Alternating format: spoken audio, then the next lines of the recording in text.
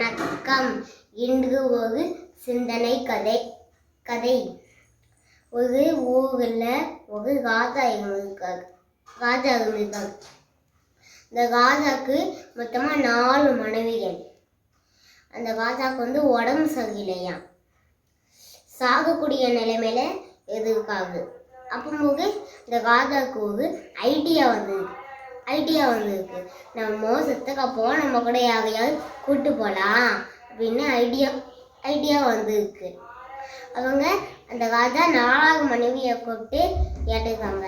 4வது மனைவி அந்த ராஜாவுக்கு ரொம்ப பிடிக்குமா, ரொம்ப பாசமாக இருப்பாங்க, ரொம்ப பிரியமாக இருப்பாங்க.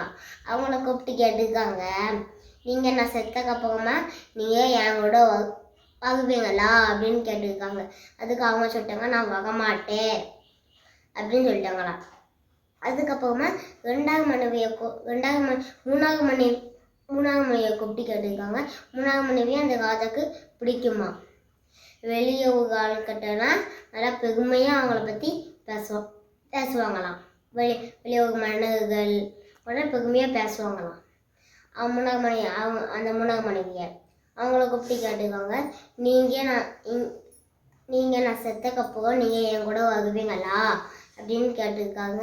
அதுக்கு அவங்க சொல்லியிருக்காங்க, நான் ஆக மாட்டேன், இங்கே செத்தக்கப்புறமா நான் இன்னும் கல்யாணம் கூட பண்ணிப்பேன் அப்படின்னு சொல்லிட்டாங்களாம். அதுக்கப்புறமா இந்த ராஜா 2வது மனைவியும் இந்த ராஜாவுக்கு ரொம்ப பிடிக்குமா, அவங்கள கூப்பிட்டு கேட்டிருக்காங்க, நீங்கள் நான் செத்தக்கப்புறம் நீங்கள் என் கூட வருவீங்களா அப்படின்னு அந்த ராஜா அவங்ககிட்ட கேட்டிருக்காங்க. அதுக்கு அவங்க சொல்லுவாங்க, நான் வரமாட்டேன், அதனால் நான் அவங்கள நல்லபடியாக வழி அனுப்பிச்சி விடுவேன் அப்படின்னு சொல்லப்போ அவங்க பேசிக்கிட்டு இருக்கும்போது அந்த ராஜாவுக்கு ஒரு கோல் கேட்கு, நான் உங்கள் கூட வாகேன், நீங்கள் எங்கே கூப்பிட்டாலும் நான் உங்கள் கூட வாகேன் அப்படின்னு கோல் கேட்டுருக்கு. பின்னாடி திரும்பி பார்க்காங்க, அந்த ராஜாவோட 1வது ஃபஸ்ட்டு மனைவி அவங்க தான் அப்படி சொல்லியிருக்காங்க. அதனால அந்த ராஜாவுக்கு ரொம்ப சங்கடமாக போயிடுச்சான். சாகி, நீ மன்னிச்சுக்க, நான் உன்னையே தான் நல்லா பார்த்துருக்கணும், உன்னை நல்லாவே பார்க்கல, நீ மன்னிச்சுக்க, நான் உனக்கு தான் நிறையா இதுவும் வாங்கி கொடுக்கணும் அப்படின்னு அந்த 1வது மனைவிட்டு அந்த ராஜா மன்னிப்பு கேட்குறாங்க. இந்த கதையில் வர மன்னர் யாரு? அது நீங்கள் தான். நான் 4வது மனைவின்னு உங்களுக்கு தான் 4 மனைவி இருக்காங்க. 4வது மனைவி யாருன்னா உங்களோட நகைகள். அது நீங்கள் இறந்தக்கப்புறம் அந்த நகைகள்லாம் உங்கள் கூட வகுமா வராது. 3வது மனைவின்னு சொன்னது இங்கே வச்சுக்க சொத்துக்கள், உங்கள் பணங்கள். அதெல்லாம் நீங்கள் வெளியே காக்கிட்டனால நான் அவ்வளோ நிறைய சொத்து வச்சுருக்கேன், நான் நிறைய பணம் வச்சுருக்கேன்னு பெருமையாக பேசுவீங்களே. ஆனால் அது நம்ம இறந்தக்கப்புறம் ஒருத்தங்க இறந்தக்கப்புறமா அந்த சொத்து வேற பேருக்கு போயிருக்கும். அந்த 3வது மனைவி கல்யாணம் கூட பண்ணிப்பேன் அப்படி சொல்லியிருக்காங்க.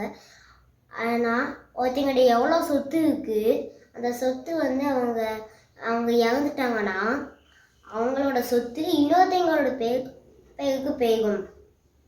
அதனால தான் நான் இன்னும் கல்யாணம் கூட பண்ணிப்பேன் நீங்கள் செத்தாலும் அப்படின்னு சொல்லிட்டாங்க 3வது அப்படின்னு சொல்லியிருக்காங்க.